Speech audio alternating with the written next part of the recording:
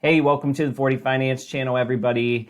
There's still a lot of talk in the market about recession, inflation, interest rates. The rhetoric continues to go on. We've had a pretty good year so far in 2023, particularly if you're talking about the QQQ and the Nasdaq. Yet there's still plenty of fear out there, and there's still plenty of people talking about perhaps the worst recession ever coming into the market. And I think it's important when you hear stories like that or headlines like that to think about the other side of risk, and that is the risk of not being included in a potential market run-up. And one way to think about how risky it is to be out of the market for fear of recession is somewhat illustrated in this graph here. This was shared by Wide Charts on Twitter. And in the middle, you have this S&P total return, and this is over the past 25 years. So this is a pretty long stretch in here. And if you did absolutely nothing but held on, you'd be at 7.63% annual return on average. Now, if you took out the 10 worst days in the market, so if you somehow timed a strategy that took out the 10 worst days of the market and then you immediately re-entered somehow, your return would go up to 11%. And you see where it goes from there. We're talking about 25 years here. So let's just say you're the best of the best across 25 years and you somehow managed to eliminate the 20 worst days that you exited your S&P 500 and you re-entered the next day. Well, that would double your annual average returns from 7% to 14%. But again, the other thing to consider is just how lucky you would have to be to pick 20 days out of a span of 25 years that you would exit and immediately re-enter the next day. Now, on the other side, what if you missed the best days in the market, right? What if you were so scared of an event, of a recession, etc., that you missed the best days for whatever reason? Well, if you missed the 10 best days over the past 25 years, your annual average return goes from 7.63% down to 4.31%. And if you missed the 20 best days over the past 25 years, it goes from 7.63% to only 2%, which is pretty crazy. And then if you want to go to extremes, if you miss the 50 best days for whatever reason, you're actually negative on the S&P 500. Okay, let's flip over to Seeking Alpha here. By the way, as always, if you're interested in learning more about Seeking Alpha Premium, I do have the special offer down below in the description, $99 for 12 full months of Seeking Alpha Premium, 7-day free trial on the front end. A great stock platform. I use it all the time on this channel. Let's take a look at this, though, from the perspective of the QQQ. Year to date right now, we're plus 19%. Okay? So if you had this run up here that basically went through, it looks like February 2nd or so, you did pretty well. But if you were waiting on the sidelines from the October-November lows and you're waiting to see what happened, how much of this would you have missed coming right out of the gate? And then even more recently, we sort of had this pullback in mid-March around interest rate announcement time. We sort of went flat to down, and that's where you heard the next wave of bears coming out, right? Right about this point is when we had the bank scare, so to speak, with SVP.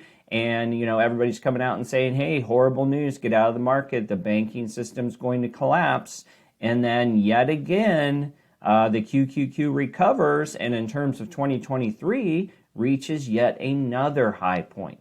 Now, taking a look at the 1-year view, if you purchased 1 share of QQQ last year at this time for about $355, you'd actually be down 10.5% or so.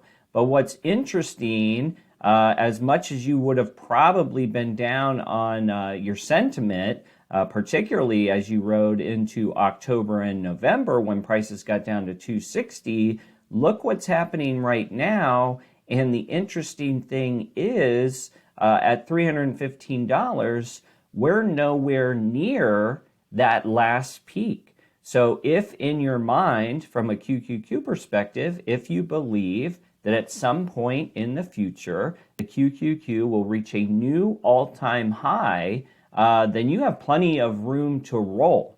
Okay, maybe that doesn't happen in 2023, maybe that happens in 2026. But if you believe that the QQQ will reach another all-time high, that number, by the way, would have to be somewhere in the neighborhood of $403, $404. Then you've got over $85 left to run on the Qs from where we stand here today. All right, let's take another view here and look at performance by day. Okay, so thinking about the first chart we were talking about, the best days and the worst days of the year. And my focus here is on this change column, all right, difference between the open price and the closing price per day on a percentage basis.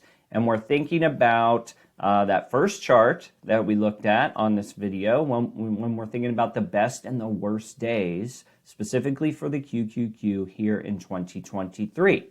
And you see the range, really a good day so far this year, or the best day I think was in the 3s. But you got several -2s and several +2s. Now I went ahead and did a scoreboard on this, and you have five +2% days for the QQQ beginning on the first trading day of the year, which was January 3rd. On the flip side, when you think about -2% days, there has only been 2 -2% or more days in the QQQ since the beginning of the year. So that even includes when we had the banking fears, when we had the interest rate hikes, when we had the talks about recession that seemingly come on every single day. So from a scoreboard perspective, if you were worried about, I need to miss the worst days, the -2+% days, well, depending on your timing, you may have very well missed more of the +2% days, which obviously would have affected your returns this year. Now, if you want to go to even more extremes, if you think about the TQQQ, which I talk about on this channel, which is the 3x leverage version, now you're starting to play in higher percentage daily changes, obviously. And the mark that I tallied for this particular one was ±5% or more days for the TQQQ. And in this stretch, it's actually a little closer than the scoreboard that we had for the regular Qs. But we had 11 so far this year. We've had 11 +5% moves for the TQQQ. And on the downside, we've had 7 -5% moves for the TQQQ. So if you're just using that as a straight scoreboard, you would have the TQs winning, at least on the positive territory, 11-7 versus the negative days. All right, now to be fair, as a long-term investor, I try to remain bullish for the long term at all times. To me, dips and pullbacks are simply an opportunity to dollar cost average, particularly when we're talking about ETFs and index funds like the QQQ, which are based around technology consumer discretionary that I believe will carry the markets over the next several years. And the important call out here is to just not outsmart yourself based on headlines. Don't outsmart yourself on keeping your money out of the market when you could be missing the most crucial up days that are available, because if you miss those, it makes it very hard to outperform. And as we look over here, over the past few time frames, if you take year to date, 1 year, and 3 years, despite everything that has gone on with this stock market over the past 3 years, 36 months, okay? We're approaching a time now here in April where we're dating back to April of 2020, about a month after the big COVID crisis. And you take a look at the Nasdaq 100, which is of course the backbone of the QQQ, and yes, year to date, it's been a nice run. Over the past 12 months, all the negative headlines that you've seen over the past 12 months, minus 10%. That's it. That's what the bears have accomplished over the past 1 year. But over the past 3 years, if you bought one share of the Qs back in April of 2020, you did absolutely nothing, okay? You're up 61%. That's a pretty good return over the past 3 years. In my eyes, and if we sort this, I think that technology offers the best potential over the long term, which is why I'm big on the QQQ. And despite energy's strong run here, which has of course supported the S&P 500, I think going forward from this point, we'll continue to see QQQ outperformance. Before you go, don't forget to check out that special offer for Seeking Alpha down in the description. Hope everybody's doing well. We'll see you on the next video.